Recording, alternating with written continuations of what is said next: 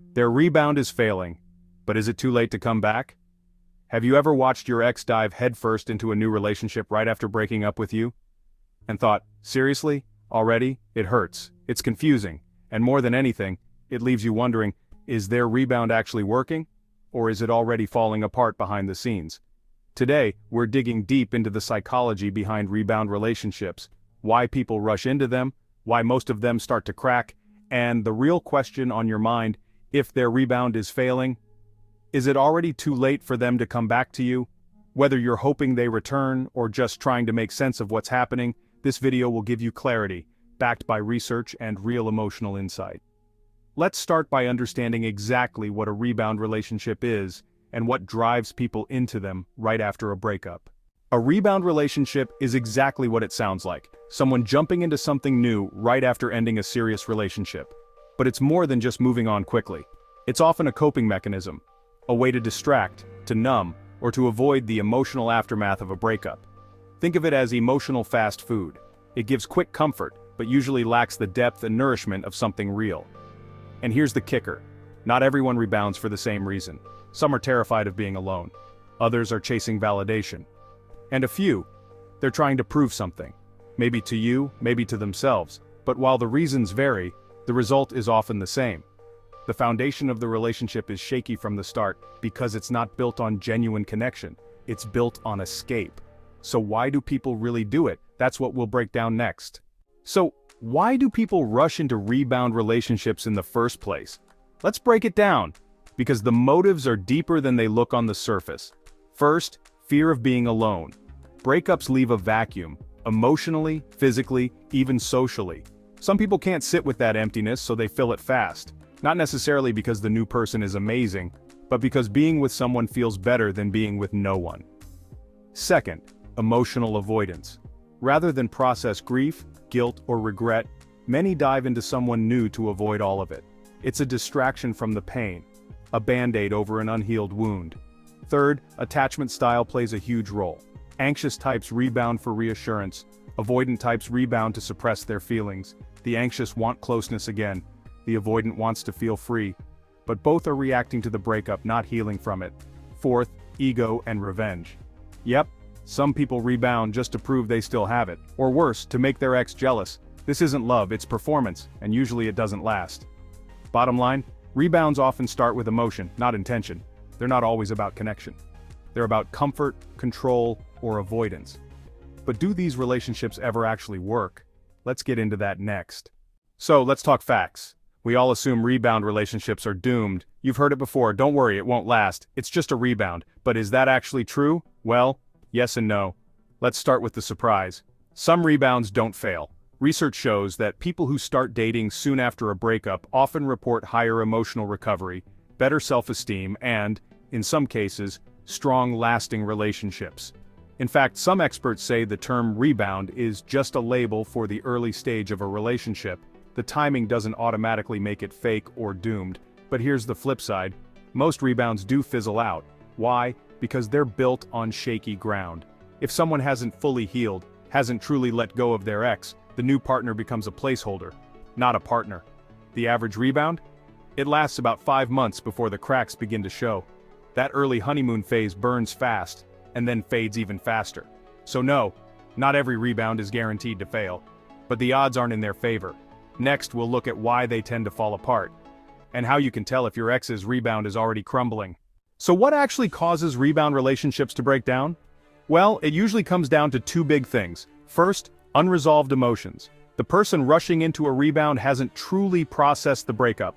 They're still emotionally entangled with their ex, even if they pretend otherwise.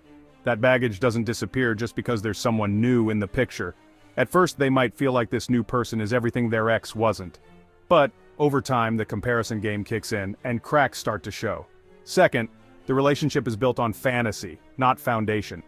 Most rebounds launch during the emotional chaos right after a breakup. That intensity creates a fast-burning connection, but honestly, it's often superficial. It feels amazing until real-life issues show up. Then the dopamine drops and reality steps in.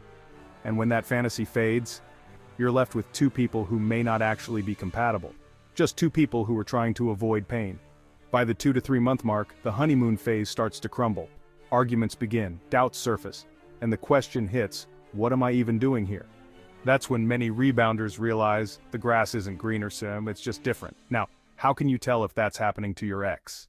So, you're watching from a distance, they're with someone new, it stings, but part of you is wondering, is this real? Or is it already falling apart?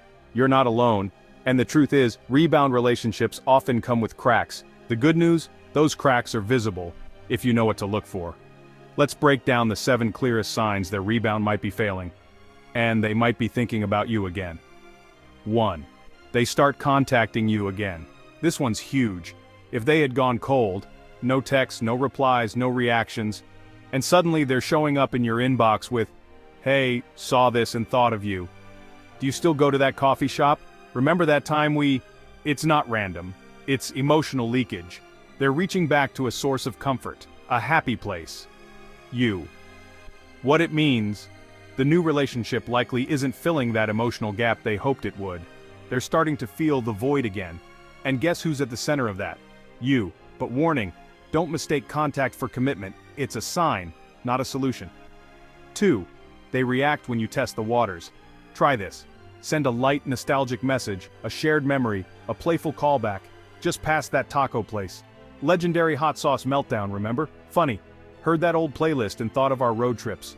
If they take the bait, flirt back, get emotional, start opening up, they're not fully in that new relationship. Emotionally, they've still got one foot in your world. Why it matters. Happy, fulfilled people don't emotionally entertain their exes. If they're responding warmly, curiously, or even wistfully, they're looking back more than they're looking forward. 3. Their social media behavior changes. At first it was probably over-the-top new couple selfies, beach trips, the dreaded living my best life captions, but now, the posting slows down, or it stops completely, or, weirdly, it ramps back up into forced perfection. Here's what to know. Oversharing is often overcompensating, silence can mean tension, and sudden love bombing might be covering cracks. If the glow starts to fade online, chances are it's fading offline too. Watch for vague captions, sad quotes, deleted pictures. These are breadcrumbs of emotional burnout. 4. You hear they're unhappy. Sometimes it slips out. A mutual friend says they've been arguing. You catch wind of tension, stress, or even breakup rumors. Maybe you see them, and they don't look as energized or happy as they used to. If someone used to talk like this person is amazing, and now they're quiet, vague, or dodgy when asked, something's up. And if you hear about constant conflict, that usually means the rebound didn't fix what they were running from. 5. They start mentioning you a lot. This one flies under the radar. They start bringing up stories about you. We used to hike here all the time. My ex loved this show too. Oh, I remember this song. Me and your name used to dance to it. To friends, to their new partner, maybe even to you. Why? Because you're still mentally in the room with them, even if they don't realize it. And yes, even negative mentions count. Anger, guilt, even trash talking is still emotional energy. If you're truly out of someone's system, they stop talking about you altogether. 6. They literally say they miss you. Sometimes they don't hint, they just say it. I've been thinking about you. I miss how easy things were with us. I shouldn't have let you go. It might come late at night, during a rough patch, right after a fight with their rebound. And yes, it could be genuine. But it could also be a moment of weakness. The key, watch what they do after they say it. Do they follow up with effort, or do they vanish again after getting that emotional fix? Words are cheap, patterns are everything. 7.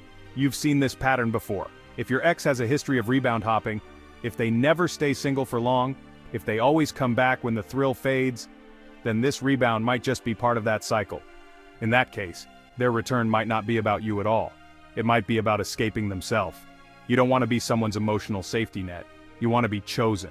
Clearly, intentionally, and with respect. Final thought. Seeing one sign, maybe coincidence. Seeing 3 or more, you've got a pattern. The real question now is, what do you do about it? That's where your power is. You can wait, you can watch, or you can walk away stronger, knowing that the story isn't over, but you get to decide how it ends. So, you're seeing the signs. They're reaching out, they're reminiscing, maybe even flirting. But here's the critical question. Are they coming back, or are they just emotionally confused? Because not every I miss you means they're ready to get back together. Sometimes it just means they're lonely, or curious, or craving comfort. Here's how to tell the difference. If they're serious, they'll talk about the relationship itself. They'll reflect on what went wrong. They'll take ownership of their choices. They'll ask how you're doing, not just as small talk, but with real interest. If they're just confused, they'll reach out sporadically. They'll be hot and cold. They might flirt one day, then ghost the next. It's less about you and more about how you make them feel in the moment.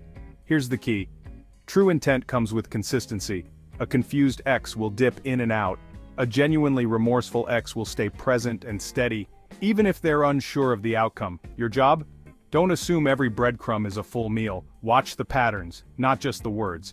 In the next section, we'll look at the bigger picture. If their rebound is failing, is it already too late for them to come back to you?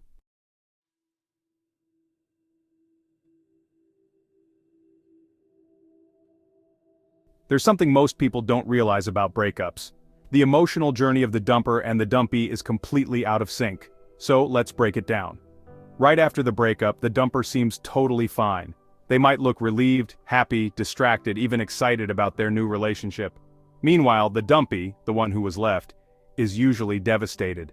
They're in shock, heartbroken, and obsessing over what went wrong. This imbalance is called the breakup asymmetry. It's brutal, but temporary, because here's the twist. About 2 to 3 months later, the roles often reverse. The dumpy, who felt crushed at first, begins to heal. They've been sitting with their emotions, processing, growing, and letting go. Their pain starts to ease, and they begin to bounce back. At the same time, the dumper starts hitting emotional turbulence. That rebound relationship they rushed into, it's losing its shine. Reality is setting in, the high is gone, and the grief they avoided is creeping in.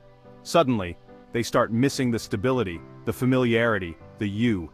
This emotional reversal is incredibly common, especially if the dumper is avoidant or impulsive in relationships.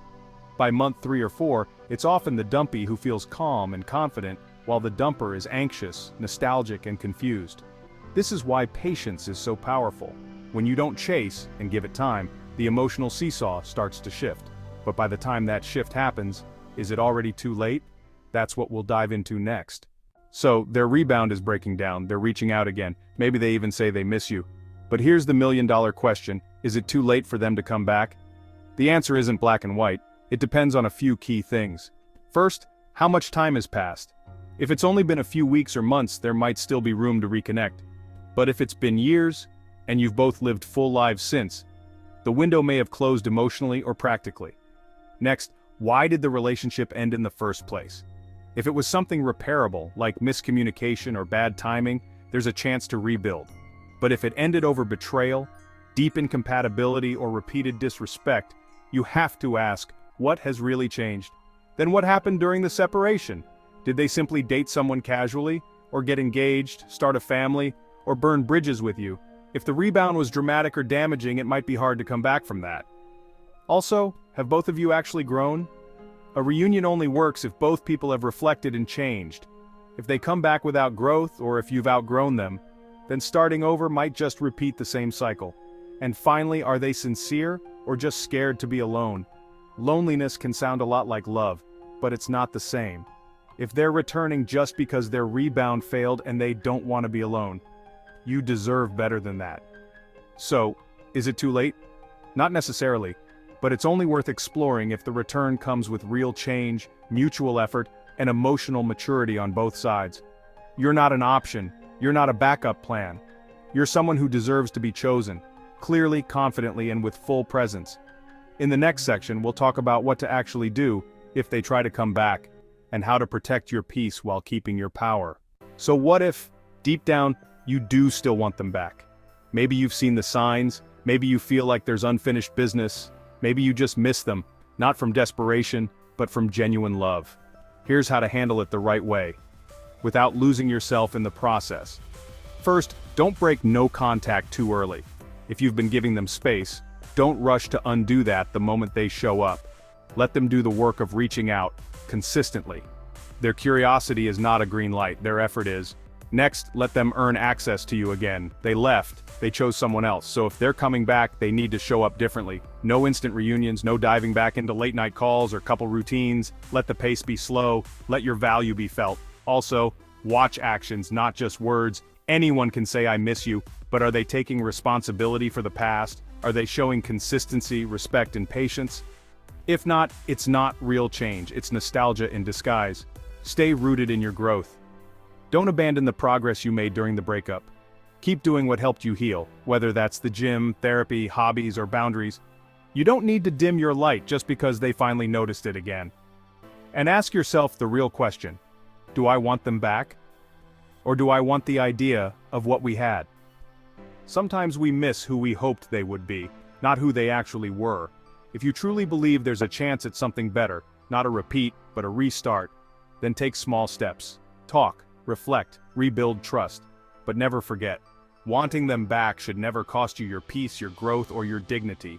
In the next part, we'll flip the script. What if they want to come back, and you're the one who has to decide? So let's say it happens. They come back. They message you. They say they've been thinking. They admit the rebound isn't what they thought it'd be. Now what? Here's how to handle that moment with strength, clarity, and self-respect.